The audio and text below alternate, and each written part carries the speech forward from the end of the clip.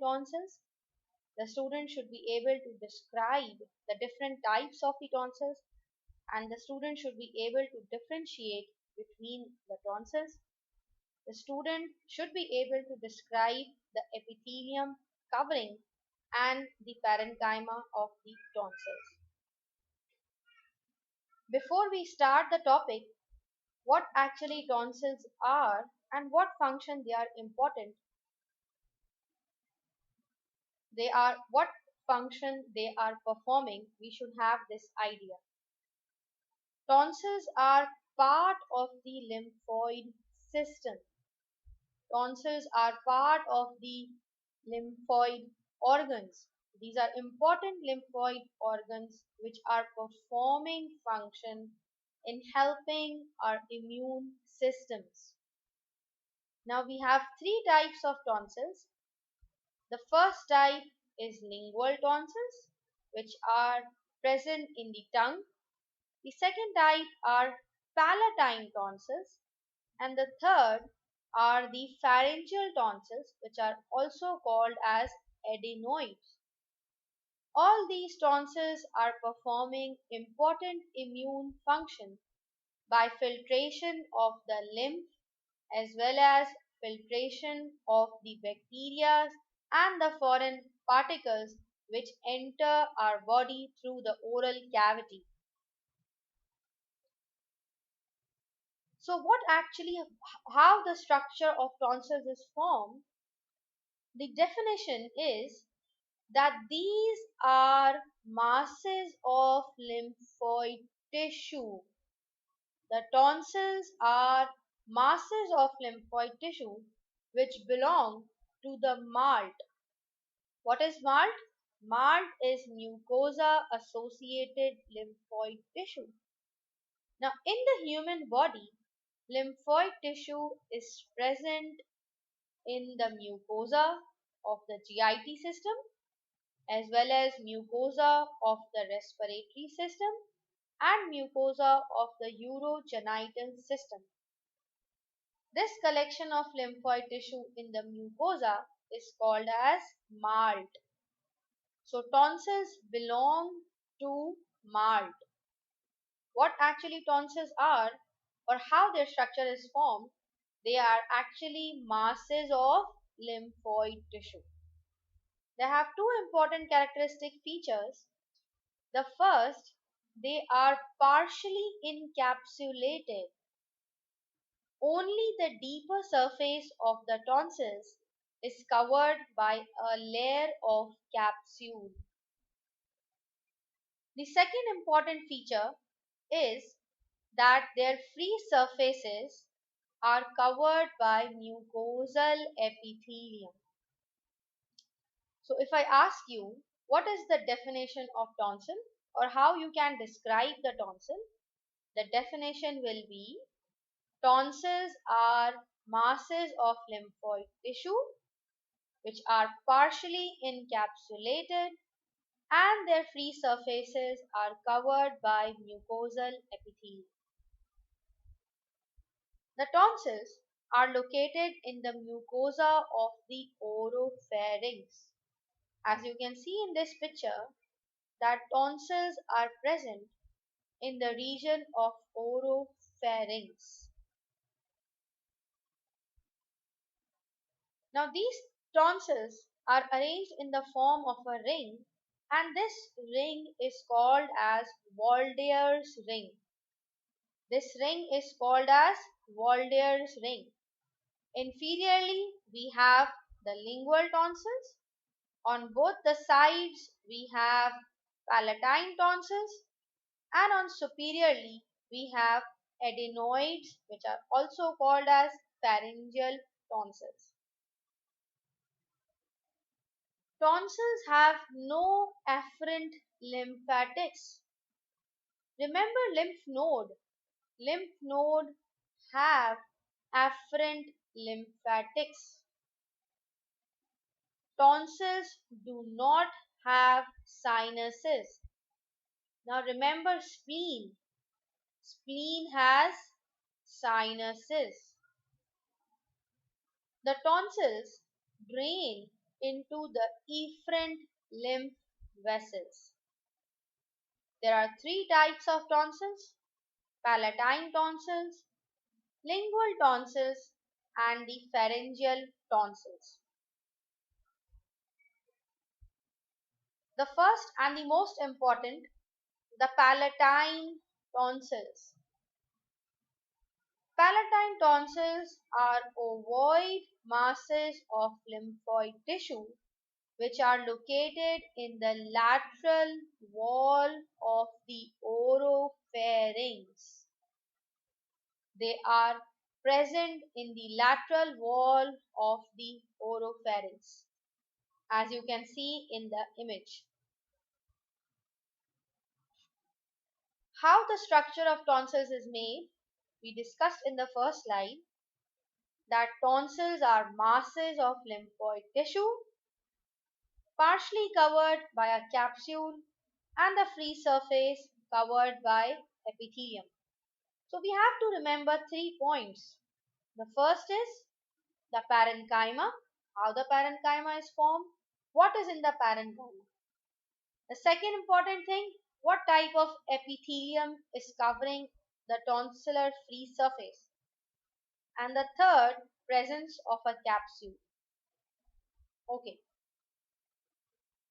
Now we said tonsils are masses of lymphoid tissue and they are covered by a layer of epithelium. So in the palatine tonsils, the epithelium is stratified, squamous, non-keratinized epithelium. Look into the image.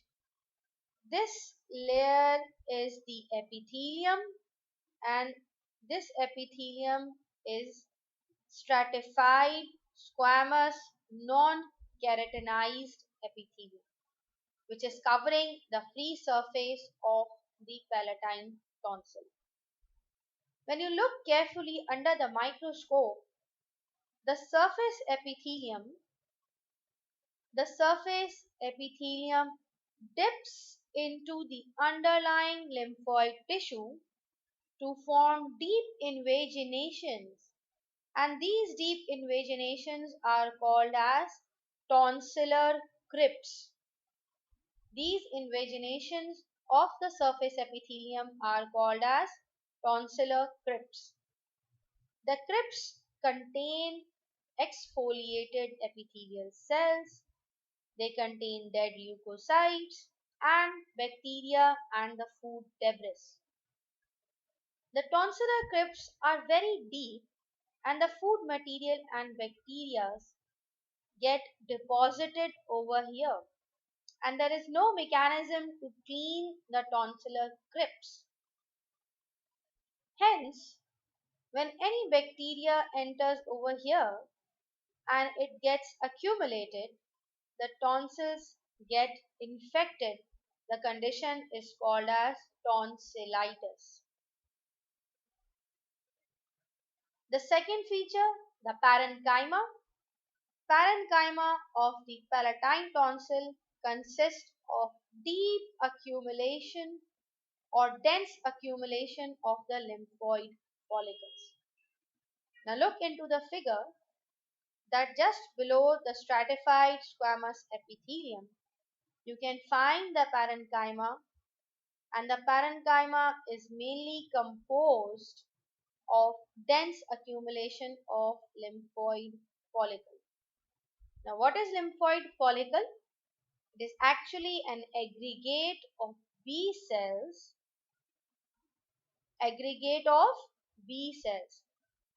Now we have two types of lymph nodules, or we have two types of lymphoid follicles: primary follicles, which are not exposed to the antigen, and secondary lymphoid follicles, which are exposed to the antigen and they have a center lighter area which is called as germinal center.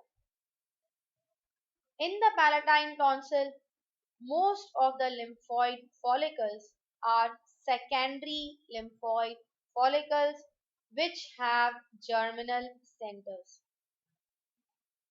The spaces between the lymphoid follicles are occupied by diffusely scattered lymphocytes.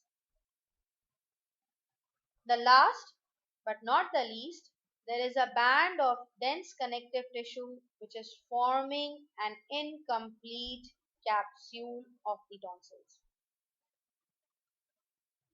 This is an image which is showing you the palatine tonsil. Three important structures. The first is epithelium. Epithelium is stratified, squamous, non-keratinized epithelium. Surface epithelium dipping inside to form tonsillar crypts. Second structure is the parenchyma, which is composed of dense lymphoid follicles, mostly secondary follicles having germinal centers. And the third is a layer of dense connective tissue which is forming the capsule. Again, you can see in this figure of palatine tonsil that there is epithelium which is stratified, squamous, non-keratinized epithelium, and the parenchyma composed of lymph nodules, or you can say lymphoid follicles. The second type of tonsil is pharyngeal tonsil.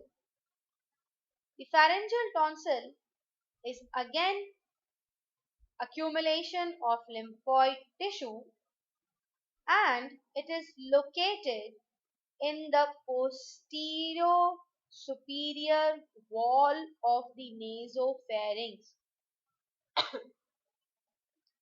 It is located in the posterior superior wall of the nasopharynx.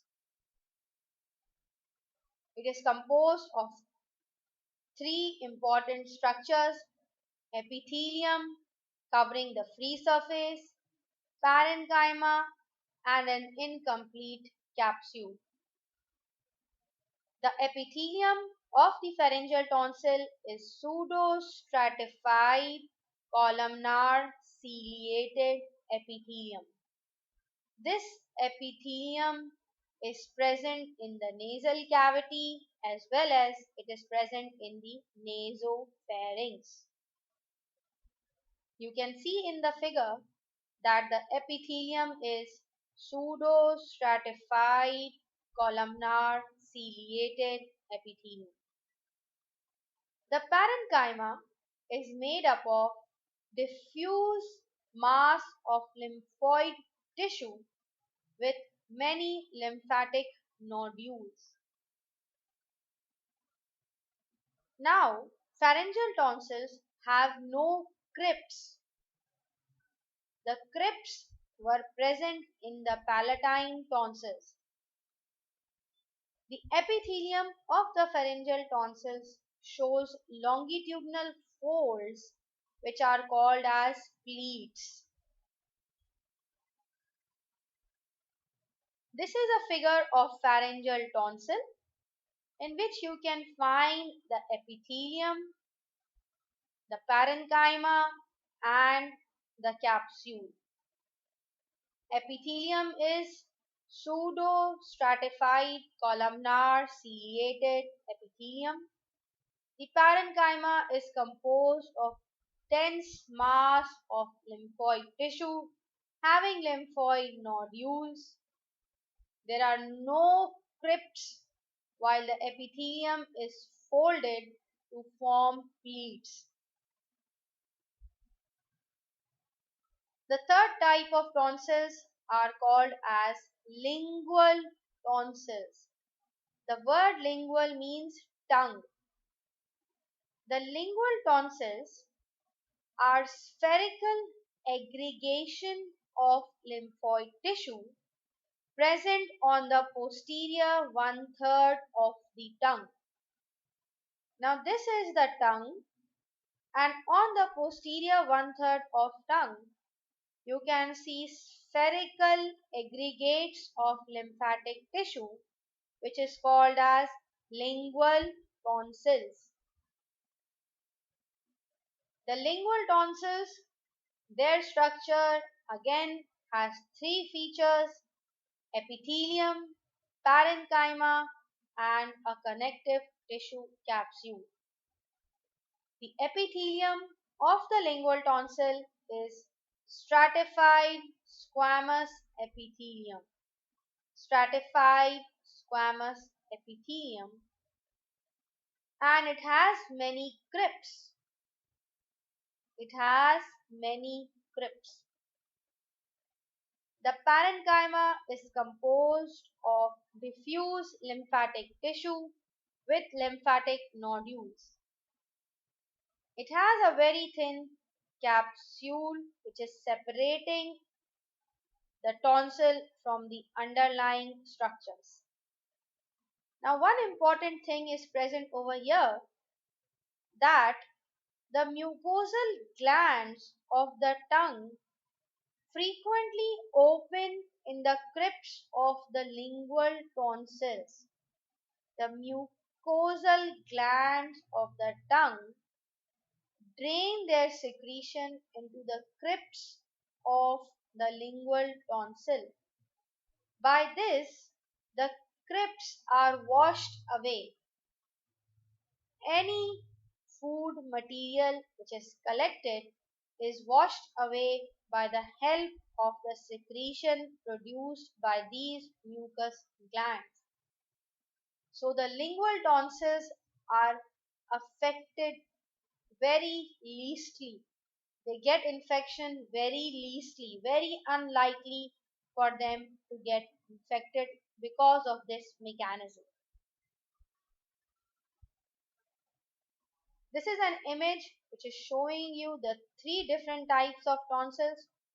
The first is palatine tonsils, and the epithelium is stratified, squamous, non-keratinized. Second is pharyngeal tonsils, having the epithelium pseudo-stratified, ciliated, columnar epithelium. Third is lingual tonsil, again having stratified, squamous epithelium.